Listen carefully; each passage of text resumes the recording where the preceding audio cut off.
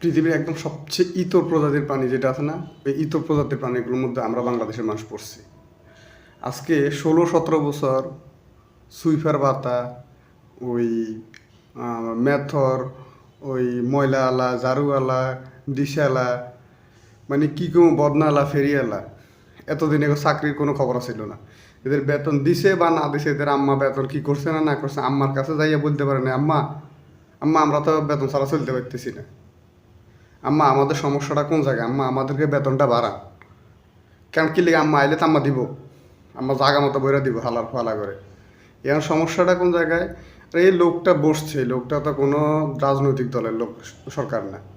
এই লোকটা আওয়ামী লীগের না বিএনপিরও না। এই লোকটা বসছে, এরা আসছে, দেশটাকে স্বাধীন করছে, মানুষের কথা বলার স্বাধীনতা দিচ্ছে।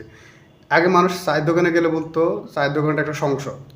বিগত 15, 16, 17 বছরের যাবৎ মানুষ চায়ের দোকানে বসে এলাকার যে ওই শিশুলীগ, যে পোলা আজকে জন্মগ্রহণ করছে কালকে শিশুলীগে জয়েন করছে, ওই পোলার নামে পর্যন্ত এলাকার একটা লোক কথা বলতে পারে না। তাহলে আজকে এই লোকটা বসতে না বসতে 1 মাস হয় না, 2 মাস হয় না, আজকে যাইয়া আমার ওই মেথরের ওই টয়লেট সাফ করছি, এটার বিল বাড়াইতে হইব, ওই ওতে মুসি করছে, মুসি জুতা একটু বেশি পলিশ করছে, মুসির টাকা কম দিতেছে, এটার বাতা বাড়াইতে হইব। এর ভিতরে ওই যে চৌকিদার, দারোগা যা আছে, মানে কি কমো দেশের মধ্যে এসব আন্দোলন। এই আন্দোলনের মূল কাহিনীটা কি, এটা কারণটা কোন জায়গার মধ্যে, এটাই তো আমি বুঝতে পারতেছি না।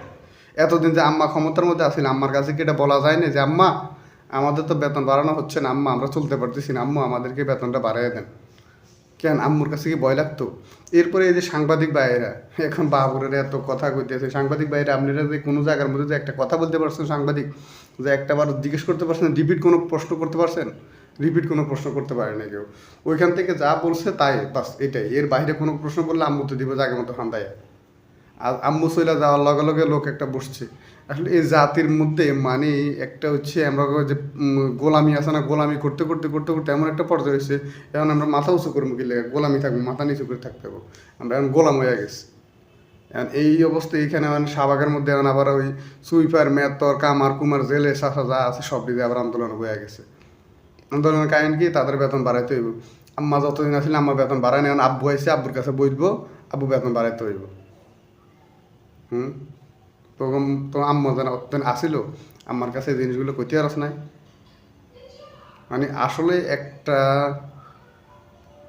এগু মানে কুত্তাল্লাস 12 বছর কেন সুঙ্গের ভিতরে বইরে ছিল, কোনো সোজা হইতো না। বাংলার মানুষ এখন বাঙালি জাতি এখন সারা বছর যদি কুত্তাল্লাদের মতো সুঙ্গের মধ্যে বইরে এটা হিঁয়ারা টস করে এনে বিয়ে হয়ে থাকবো। এখন সোজা জীবন হইতো না, এটি সোজা হওয়ার মতো মানুষ না।